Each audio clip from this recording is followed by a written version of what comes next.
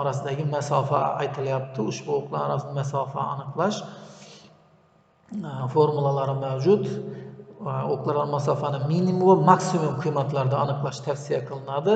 Bu e'tibor qiladigan bo'lsak, shkiflarning diametri va T0 qiymatga bog'liq. T0 bu tasmamizning tanlangan kesimdagi tasmamizning balandligi bu. Mana bu chizmadan ko'rib olishingiz mumkin buni. T0.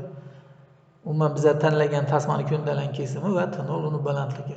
Qaysi tasma bilan bu kesimli bo'ladigan bo'lsa, T0'imizni masalan 10,5 ekanini 2/4-jadvaldan bilib olishimiz mumkin. Va umuman tasmaning parametrlarini mana shu jadval orqali 2/4-jadval orqali bilib olishimiz mumkin. Demak, ushbu qiymatlarni o'z o'rniga qo'yganda 604,5 mm, maksimum qiymati esa 1080 mm ekanligini ko'rsatyapti.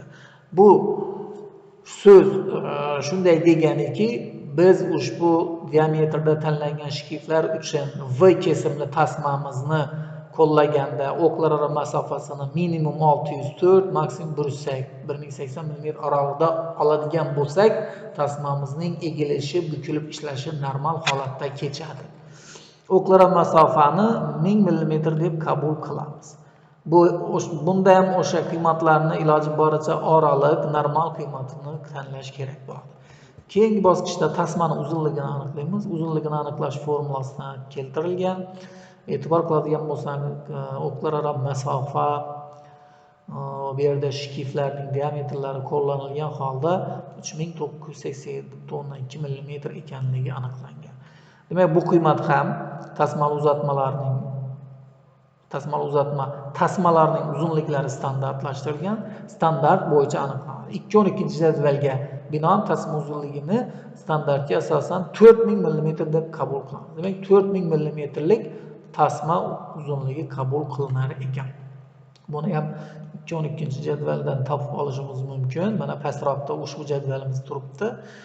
Uzunligi, tasma uzunligi mana 400, 450, 500 boshlangan va tasma kesim turina bog'liq hol. E'tibor qiladigan bo'lsak, 400 mmlik tasma uzunligida faqat 0 kesimli, ya'ni mayda tasmada bor. Mayda tasmamizda qo'llanilgan. Lekin bu kesimlarda bunaqa 400 mm, bu 20 cm uzunlikdagi tasma bo'lmaydi. Shuning uchun tasmamiz uzunligi ortgan sayin tasma kesimi yuqoriroq bo'lgan tasmalar qo'shilib kelyapti. Demak, biz tasmamiz 3550 bilan 4000 oralig'ida chiqqanligi uchun qiymatimiz biz aynan 4000 ga yaxliklaganmiz buni. 4000 ga va albatta mana bu V kesimli tasmamizda mana 4000 bo'yicha uni koeffitsentlari ham borligini ko'rishimiz mumkin. Demak, tasma turini tanlagan o'qlararo masofani aniqlashtirilgan qiymat hisoblanadi. Tasma uzunligidan keyin albatta tasmani uzunligi ma'lum bo'lgandan keyin uni tarangligi bo'yicha haqiqiy o'qlararo masofa kelib chiqadi. Ushbu formula orqali hisoblanadi. Mana bu yerdagi L, omega qiymatlar jadvallardan tanlanadi va haqiqiy o'qlararo masofani 1094 mm ekanligini bilib olishimiz mumkin. Keyingi bosqichda etakllovchi shkifning kamroq burchagi aniqlanadi. Bu ham shkif diametrlari va o'qlararo masofa haqiqiy qiymati bilan bog'liq. Demak, 142 gradus. Bu 120 dan katta bo'lish sharti bor. Mana shu yerni e'tibor qilasizlar, 120 dan katta chiqsa, demak shart bajarilgan. Ya'ni yetakchi kichkina shkifni qamrab, tasmani o'sha shkifni qamrab o'rab olish burchagi 120 dan katta bo'lishi talab qilinadi. Keyin uzatmadagi tasmalar soni aniqlanadi. Bu tasmalar sonini aniqlashda albatta birinchi valdagi quvvat bizga kerak bo'ladi, 18,5 kW. Qolgan koeffitsiyentlar 1, mana bu 1, 1,3, 0,9, mana 1 koeffitsiyentlar. Hurmatli talabalar, hamma variantlar uchun sizlarda bir xil, chunki biz hozir bir xil ish sharoitiga ega bo'lgan tasma uzatma loyihalaryapmiz. Shuning uchun buni mana shu yerda qiymatlarni olib ketishlaringiz mumkin. 5 va 0 bilan sizlarda bu o'zgarishi mumkin, faqat n bilan, mana shu n bilan, n1 bilan mana bu o'zgaradi sizlarda. Demak, P0. P0'imiz bitta tasmani uzatadigan quvvati, bu albatta siz tanlagan tasma bilan bog'liq. va 18,5 kilovat. Endi bir ham demak sizning elektrodvigatelingizni quvvati bilan. Shunga monand o'zgaradi.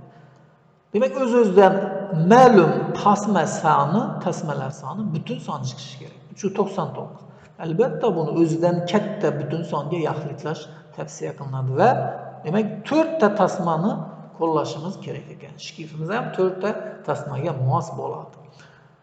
Va keyingi bosqichda parasimon tasma tolalarning dastlabki taranglik kuchi aniqlanadi. Undan keyin esa mana bu jadvallar sizlarga ma'lumotlarni, koeffitsiyentlarni olish uchun berilyapti. Bu jadvallar sizlarni hisobotingizda yozmasangiz ham bo'ladi. Faqat u yerdan kerakli koeffitsiyentlarni olishingiz uchun qo'yilgan.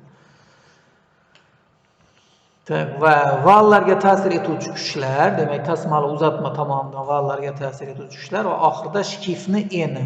Albatta shkifni eni e'tibor qiladigan bo'lsak, tasmalar soni bilan bog'liq. Qancha tasma ko'p bo'lsa, u enlanadi. Va albatta E, F koeffitsiyentlar 2-13-jadvalda keltirilgan mana tepamizda. Bu koeffitsiyentlardan shkif tasma turiga bog'liq holda mana shu koeffitsiyentlarni olib turib, shkifingizni enini aniqlaysiz. Va albatta mana bu shkifni tasma joylashadigan eni mana shu oraliq qancha bo'lishini ko'rsatadi.